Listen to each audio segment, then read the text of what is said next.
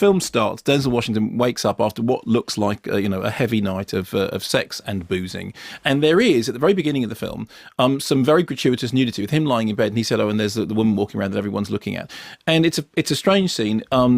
Partly it made me think, oh look, Robert Zemeckis is going, I'm back on R-rated territory, because Robert Zemeckis hasn't made an R-rated movie in a very long time. I think it's only his second R-rated film.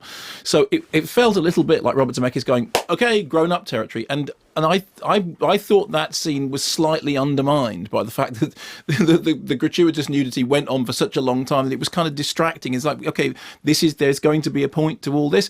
Anyway, he then pulls himself together. He gives himself a quick livener, which is, a snort.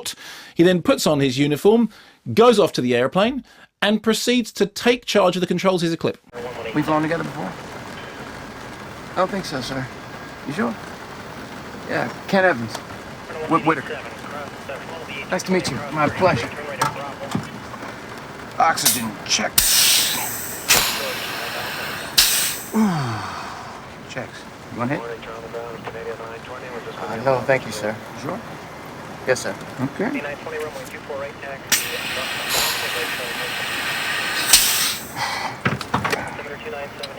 How you feeling today, sir?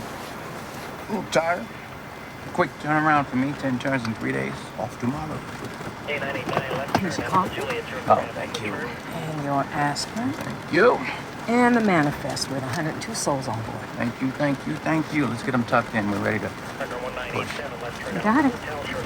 Now, all that stuff at the beginning, I think, works pretty well. You get the setup well. You get the sense of his character. You know what's coming because you've seen the trailer, and it is true that the opening movement, which leads into the catastrophic to the crash, is really sort of well done and well played, with the exception of as I said, my very sort of slight ambiguity about the beginning. Apparently there is, it says on IMDb that there was a case some years ago in which a plane did attempt to right a nosedive by rolling the plane. So that is apparently a historical which didn't work. But there is some sense, and I defer to the person who wrote in a moment ago just saying that they understand planes and they understand the technicalities. But certainly the film makes you believe that what happens could be done if the pilot had absolute nerves of steel, or, as in the case of Denzel Washington, was under the influence of enhancing narcotics and alcohol. Whatever. What happens is, in the state he's in, he does something extraordinary. Significantly, as the plane goes down, it clips the top of a church. And this pretty much tells you what you need to know about the rest of the film. For me, the real centre of all this is Zemeckis back doing live action stuff. Obviously, Zemeckis in his past with films like, Forrest Gump, has demonstrated that he understands how to make CGI and people, characters work well together. That whole thing about the feather floating down at the beginning of Forrest can be somebody who understands it. But he then went off into motion capture and into doing 3D motion capture animation, where he sort of stayed for a long time doing things like Beowulf. And I have to say, I didn't think that was his best stuff. So from my point of view, it was good to see Zemeckis back doing a live action film, and also quite good to see him doing, a sort of R-rated, grown-up live action movie. I still remain a huge fan of Forrest Gump, incidentally. The problem is that after the first act, it becomes much more generic. The first act is really sort of rocket fueled and really works and really paces along.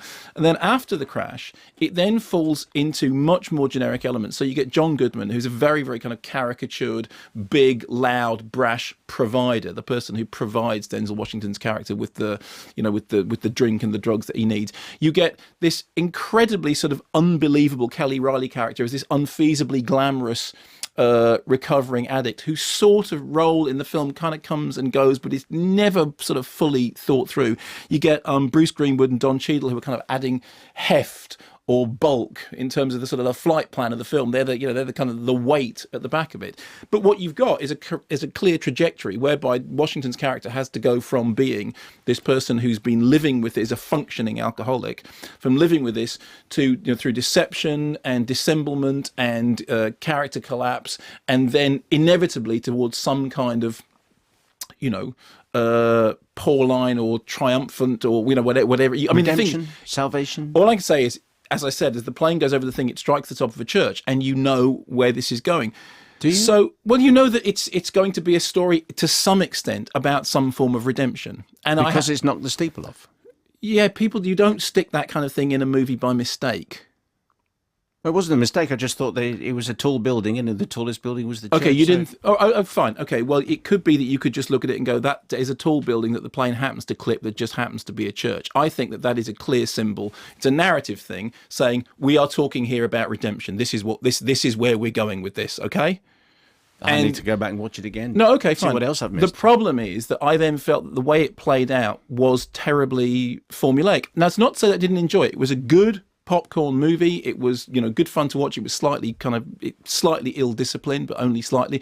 Denzel Washington is very good as that conflicted anti-hero. And of course, significantly, he won the Oscar, loads of nominations, but he won the Oscar for Training Day, in which he's fantastically conflicted and actually kind of wicked and all the rest of it. In fact, there was an interview with him in which he said that he felt that his character, that Whip in this, if anything, is kind of the narrative is slightly too nice to him, because what he's doing is, he is flying planes whilst drunk, and and there ain't no way around that. But of course, what the movie does is it sets up this question, which is, did he manage to save all those people in spite of being drunk, or did he manage to save all those people because on some level he was, he believed in his own superhuman strength? So it's fine, it's flawed, it bags down towards the end, it has a great opening movement. It's just you can see the end movement right from the crash.